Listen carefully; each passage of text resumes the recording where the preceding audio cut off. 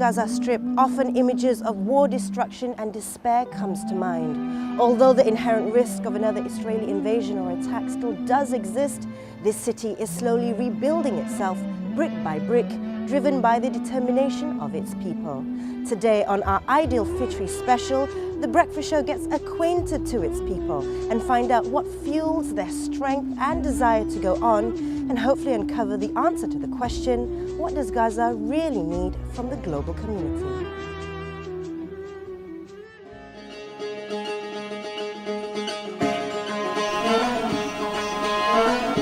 When we took on this assignment, we knew it would not be an easy one. The journey itself was expected to be long and arduous, which began with an 11-hour flight to Cairo via Abu Dhabi. Once in Cairo, Egypt, we boarded a bus and drove for another 6 hours to get to the Rafah border. The drive was a scenic one, driving on the 4-kilometer-long Egyptian-Japanese Friendship Bridge to cross the Suez Canal to get into the Sinai Peninsula. From there, we took the coastal route through the resort town of Al Arish to get to the border.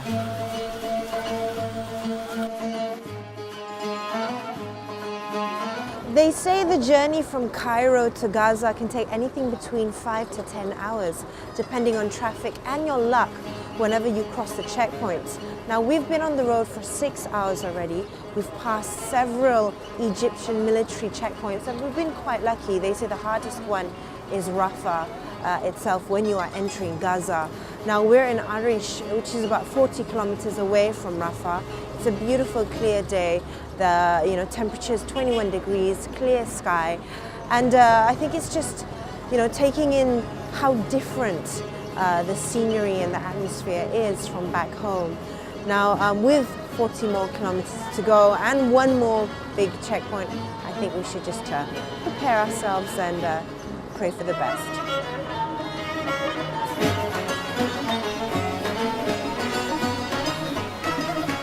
Throughout the journey, military presence was seen everywhere.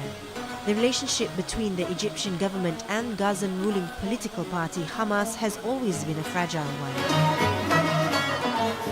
Prior to 2011, the Rafah border was mainly closed to everyone except for humanitarian convoys, with an imposed ban on certain goods, including construction materials, household items and fuel. Today, the Rafah border is the gateway to the rest of the world for the Palestinians living within the Gaza Strip. It plays a vital role in the survival of the Palestinians and their vulnerable economy.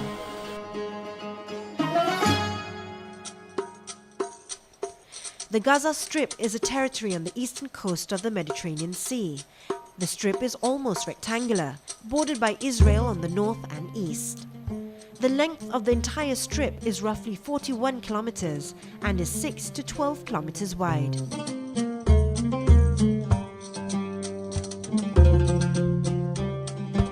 The total area of Gaza is 360 kilometers squared. The strip is smaller than the size of Singapore. With a population of 1.8 million people and a growth rate of 3.2% every year, the Gaza Strip is the 7th highest growing population in the world, with a median age of 17.9 years.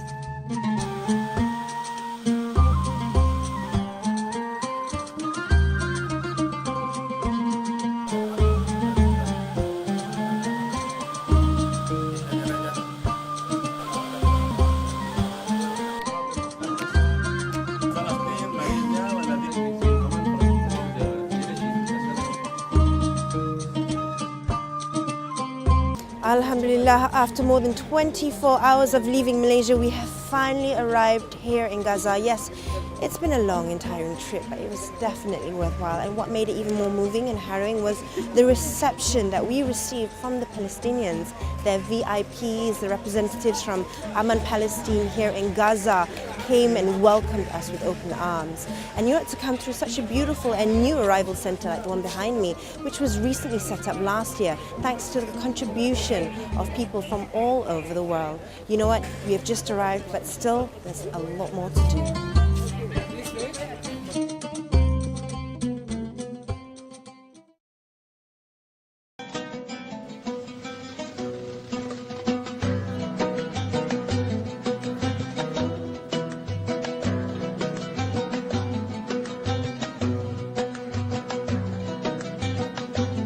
moment we arrived to the day we left, our short stay in Gaza was nothing less of a whirlwind. We visited the homes of war victims and refugees, paid our respect at bombed-out government buildings and national monuments. Every stop we made, we were greeted by a warm cup of coffee and dates to cleanse the palate. Used to being served sweet teas as a welcome drink back home, the bitterness of this fragrant black coffee caught us by surprise.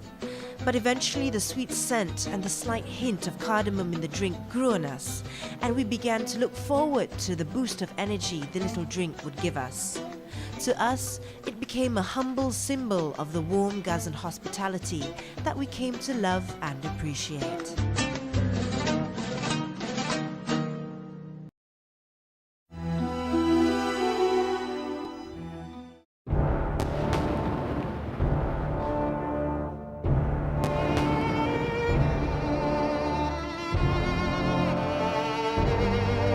I feel very sad. Our house for 4 days. Very bad experience. I don't know what I said.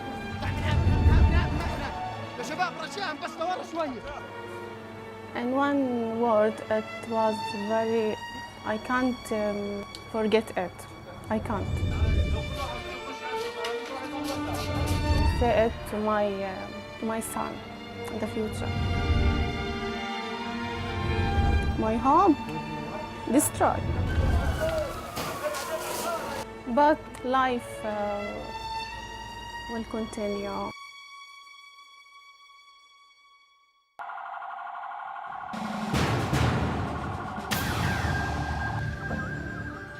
The most recent large-scale attack against Gaza is known as the 8-Day War by the Gazans. Called Operation Pillars of Cloud by the Israeli Defense Forces, the war began with the assassination of Ahmad al-Jabari, the leader of Hamas military wing, the Qassam Brigade. The attacks that began on 14th November 2013 and ended 1 week later resulted in the deaths of around 170 Palestinians, whom nearly half of them were women and children. Over 1,000 were injured. Sadly, most of them were civilians.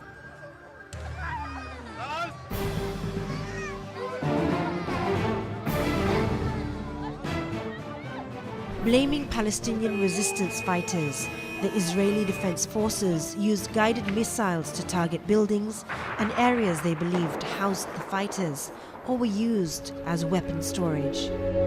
The truth was that 963 homes were destroyed in the attack.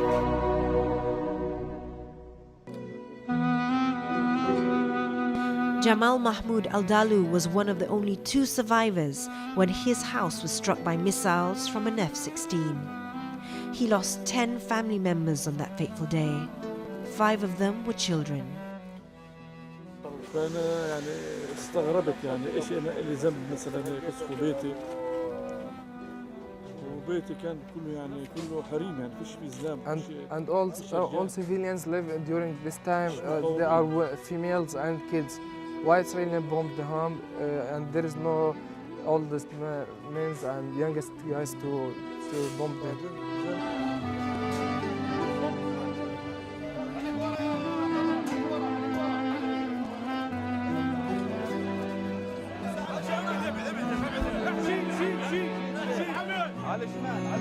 Many humanitarian organizations would argue that Israel deliberately violated international law, as it does so repeatedly in all of its attacks against Gaza. Israeli media reported that the operation was surgical and caused practically no fatalities among uninvolved Palestinian civilians. 66% of those killed were civilians, and 1/3 of the dead were children.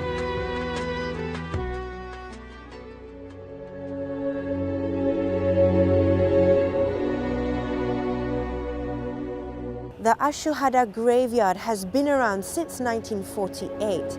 Although it did not start off as a graveyard for martyrs, it has since become the final resting place for all those who stood up for and fought for their Palestine.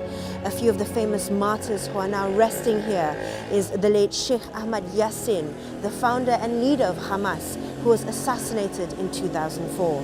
There's Abdul Aziz Rantisi, another leader of Hamas, and one of the most recent is Ahmad al-Jabari, who is the leader of the Hamas Brigade, who was assassinated late last year. I asked the guide, how many martyrs are there buried here? His answer was simple: way too many.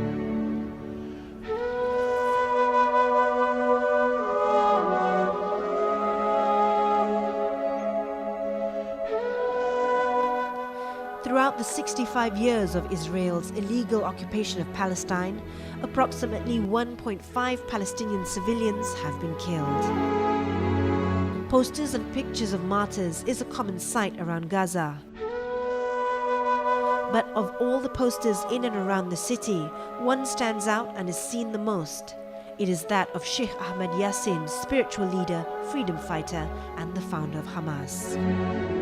Sheikh Yassin, a paraplegic who had been confined to a wheelchair since the age of 12, was assassinated at the age of 67 when an Israeli Apache helicopter fired a missile at him as he was being wheeled home from an early morning prayer.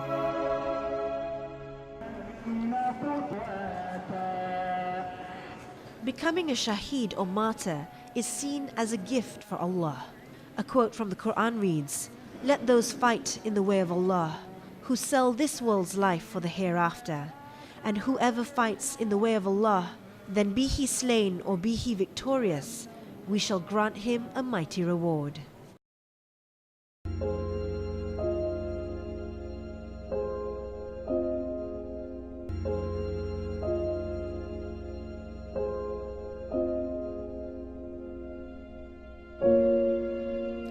No one understood this more than the mother of martyrs, Maryam Farhat, otherwise known as Nidal, member of the Palestinian Legislative Council.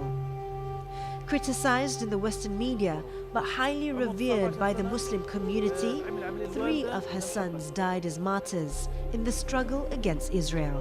أنا كنت طالع في مهمة كنت في عملية عسكرية وأذكر يعني عندما ودعتني أمي كانت كلمات رائعة جدا تخلد في التاريخ.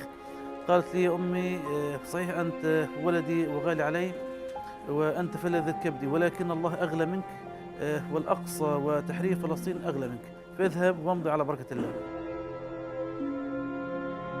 Farhat died in Gaza on 17th March 2013 at the age of 64 from multiple organ failure. Her funeral was attended by 4,000 Palestinians, including Hamas leader and Gaza Prime Minister Ismail Haniyeh.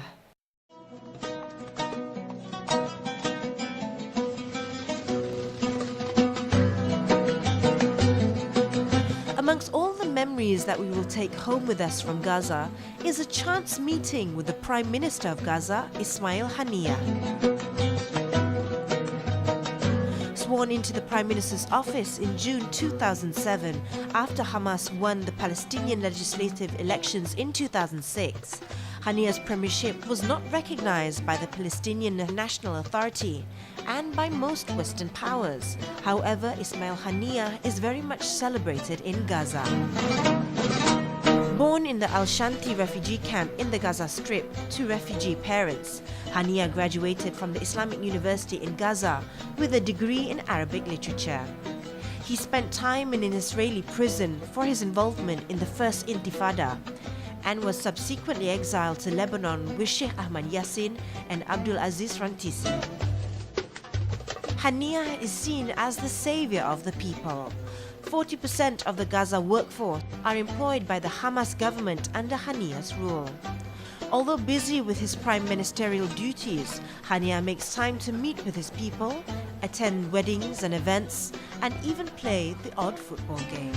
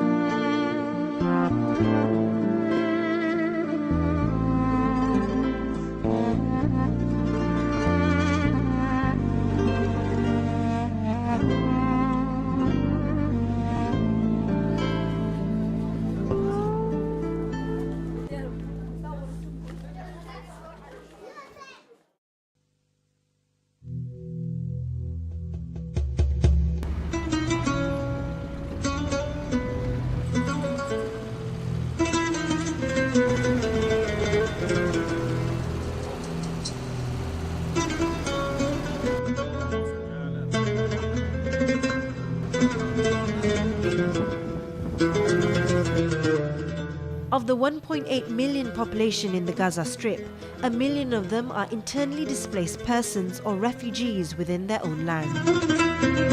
Most of them forced from their ancestral homes to make way for Israeli settlers.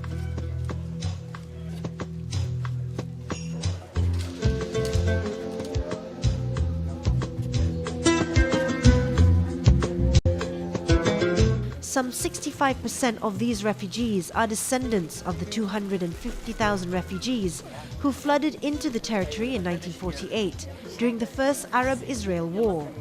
Few carry passports and a lot of them are stateless.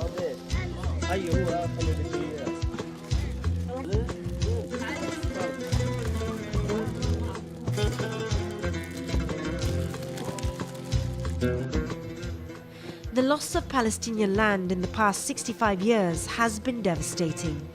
Since what is known today as the Al-Nakba, or the Palestinian catastrophe of 1948, land encroached by the Israelis has grown tremendously. In 1946, prior to the formation of Israel, Jewish-owned lands only amounted to 6% of the land in total. After the 1947 UN partition plan, the Jewish community was awarded 55% of Palestinian land. The Israeli-Palestinian ceasefire after the 1948 war resulted in the increase of Israel's possession of Palestine. Today, more than 90% of Palestinian land is controlled by Israelis.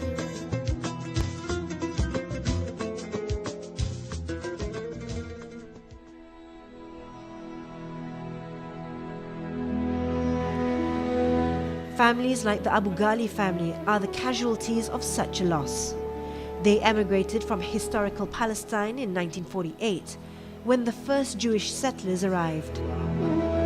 Single mother Najah lives in this small house built by the United Nations Relief Work Agency, together with her 7 children, alongside 2 other families.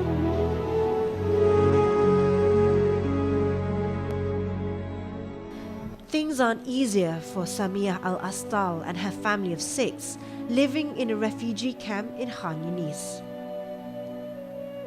Her family has been living in the UN-built camp for over 20 years.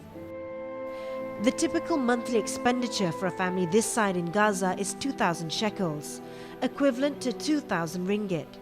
As Samia is also a single mother and is unemployed, she relies on aid from the government and humanitarian organizations to make ends meet. Despite all this, both Najah and Samia pray that their children complete their education so that they have a chance for a better future.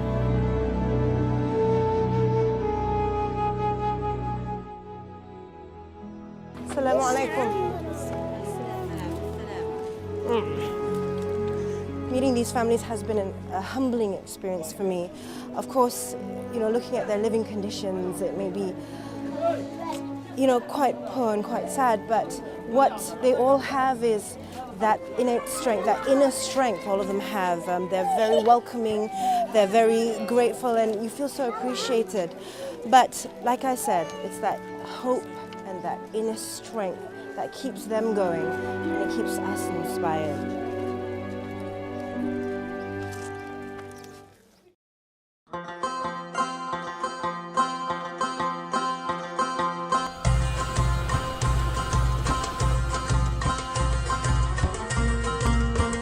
Families are the pulse of Gaza. It is what keeps them resilient and unified. Despite harsh living conditions, food insecurity, and constant risk of attack, they still manage to laugh, smile, and play. A typical family in Gaza is usually a big one. Gazans get married young, usually by 20 or younger, and have children almost immediately. As a city with one of the highest birth rates in the world, the average number of children per family in Gaza is 6. It is normal for several generations to live together in a single house: grandparents, their married children, and the grandchildren. Most homes look like they're incomplete, with exposed metal rebars on the roof to make adding upper floors easier when the family expands. Throughout our assignment, we had the opportunity to meet and talk to many families. The cultural differences between the two countries were very apparent, especially when the topic of children and families came up. The women we spoke to were baffled that at 32 and after 7 years of marriage, I only had one child, something that is unheard of by Gazan standards. Had I been a Palestinian woman, I probably would have had at least 5 children by now and one more on the way.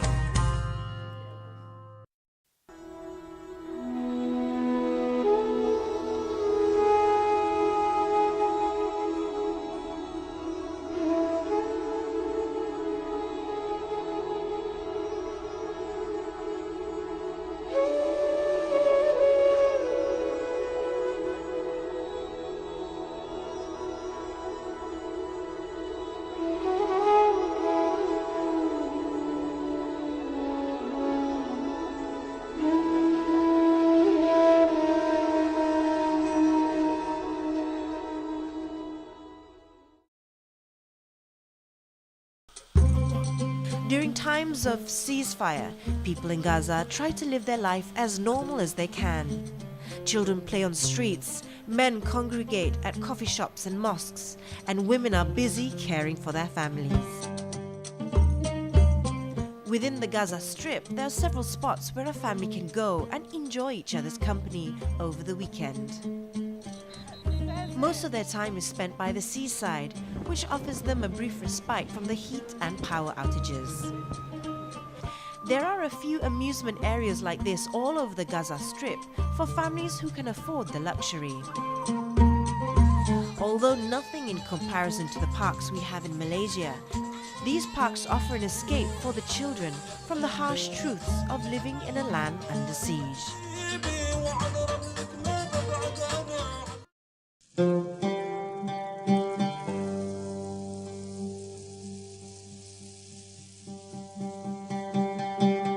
Education in Gaza is free, and most of the children have the opportunity to go to school. But the problem lies when they graduate. 34% of Gaza's workforce is unemployed, forcing 80% of families in the Strip to live off financial aid from the government or NGOs. Throughout the years, Israel has controlled Gaza's sea, land and air, and even more so since Hamas came into power 6 years ago. Israel and Egypt's restriction on the city are the cause of the deterioration of the economy. Since 1994, the blockade on Gaza's sea has restricted the movement of the fishing community from 20 nautical miles to 3 nautical miles, blocking off access to 85% of Gaza's fishing water. In the 90s, the Gaza fishing industry used to contribute 4% to the overall Palestinian economy and was worth $10 million annually. Since the beginning of the sea blockade in 2007, the Palestinian fishing revenue decreased by 7,000 metric tons, equivalent to $26.5 million. It is estimated that the Gazan fishermen need to travel 12 to 15 nautical miles offshore to catch larger shoals of fish. The shoals of fish closer to shore have all depleted. There have been numerous efforts to break the sea blockade throughout the years. The most recent attempt was the unfortunate Gaza Freedom Flotilla.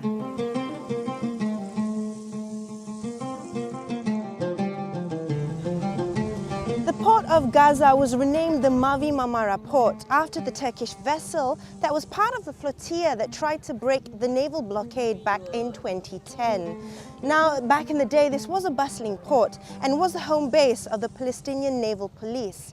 Today, it's not as busy apart from fishermen and the odd tourist, but it still remains as a strong icon to the Palestinian and their fight for freedom.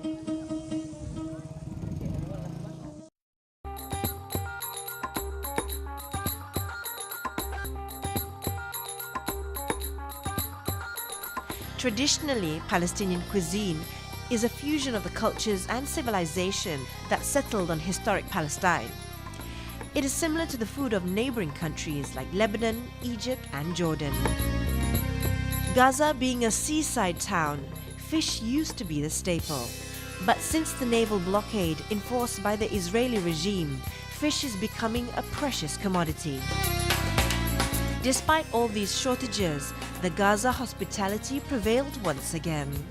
Throughout our stay there, the breakfast show crew, together with the other members of the Malaysian delegation, were treated to generous meals serving fish, meats, rice and the staple of Gaza, bread. During an exchange session between the Malaysian doctors in our delegation and doctors from Gaza held in a restaurant in the Strip, we were given the opportunity to sample several dishes popular in Gaza.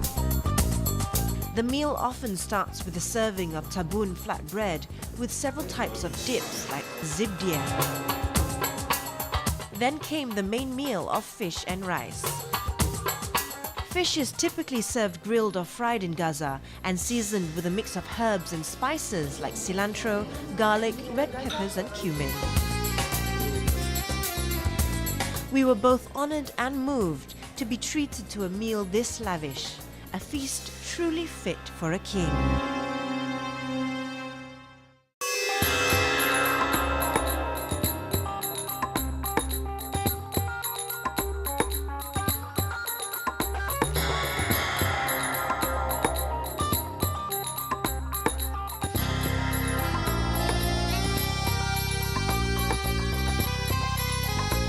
Due to the Israeli blockade and international trade sanctions, the Gaza economy is a very delicate one. With a long list of goods banned from crossing the border into Gaza, people have to rely on the thousands of underground smuggling tunnels underneath the Egypt-Palestine border to get access to basic necessities such as fuel, construction materials and food. We need everything here in Palestine. While we suffer under the siege, we have one connection to the outside, to the world. It's through the Rafah crossing only. The Rafah crossing, we cannot take all things what we need through this Rafah crossing.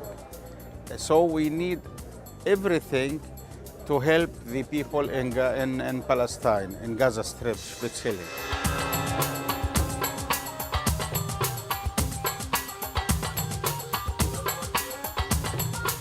The unrest in Egypt has taken a humanitarian and economic toll on an economy already weakened by the blockade. Every time the Egyptian Authority decides to block the underground tunnels and close the Rafah border, it has a domino effect on the Gazan economy and the people. This causes a hike in fuel, which then has an effect on not just the transportation, but on almost every industry. Even the hospitals in Gaza rely on smuggled fuel for their power generators.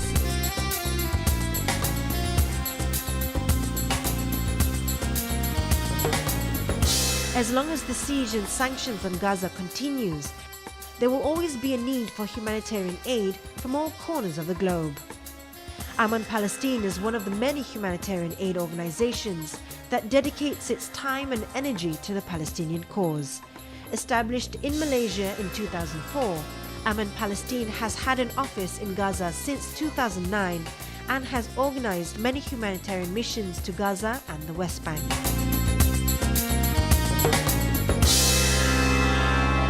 Amidst Palestin di bumi Gaza supaya kita lebih mudah untuk menyalurkan segala bentuk bantuan dan melaksanakan setiap projek yang yang diharapkan oleh rakyat Malaysia.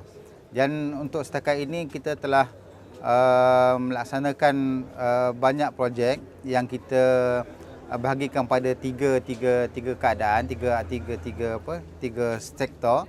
Pertamanya sektor ekonomi dan juga sektor pembangunan dan juga kemasyarakatan.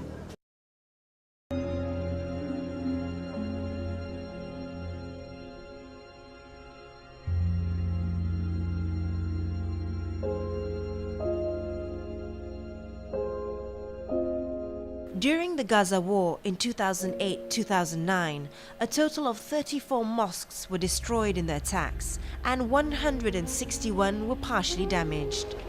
As a conservative Muslim community which relies on mosques as more than a place of worship, this took a toll on the people. Answering this call for need, Amidst Palestine took it upon themselves to help rebuild one of the 34 mosques on the donations received by Malaysians. For 4 years, the residents along the lane of Abbasan Al-Jadida in Khan Yunis carried out their daily prayers in a makeshift hut built only days after the Al-Qassam Mosque was destroyed. Once completed, the new Al-Qassam Mosque will be 500 square meters big and will be able to accommodate a congregation of 3,000 people.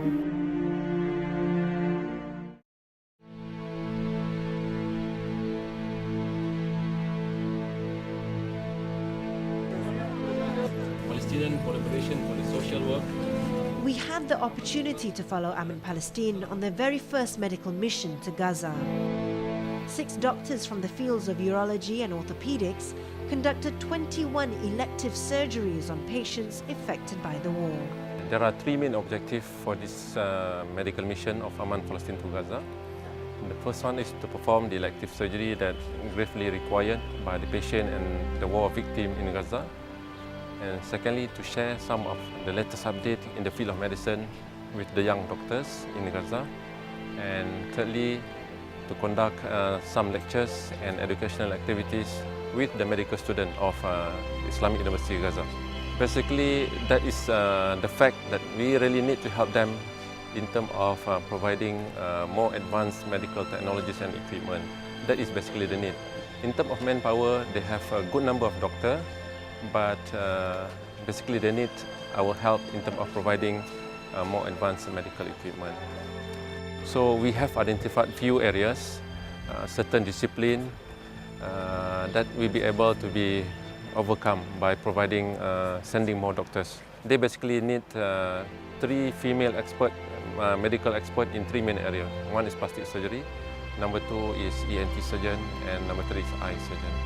Overall, in most hospitals in Gaza, we have found that they basically required more supply of the more advanced medical equipment. One of the main reasons is because of the blockage, the siege, and number 2 because of financial. So this is the main area. If we can provide more financial support to them, I think the future of the practice in terms of medical practice in Gaza will be very good.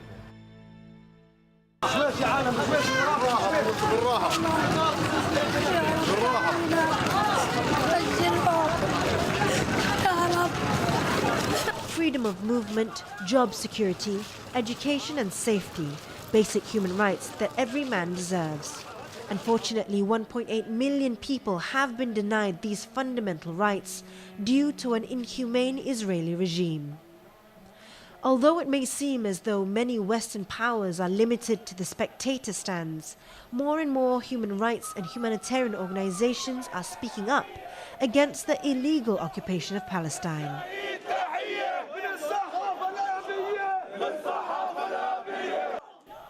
But one thing fuels this movement more than anything else: the strength and faith of the Palestinian people and their desire to live life free. Maybe I have many hopes. First hope that our prisoners get their freedom, our wounded get the adequate help that would enable them again to live, to integrate in their society, to have their dignity come back. Maybe I have a hope for Gaza to end that this siege, this unfair siege ends, and again we can travel freely, we can smell the air of freedom here in Gaza.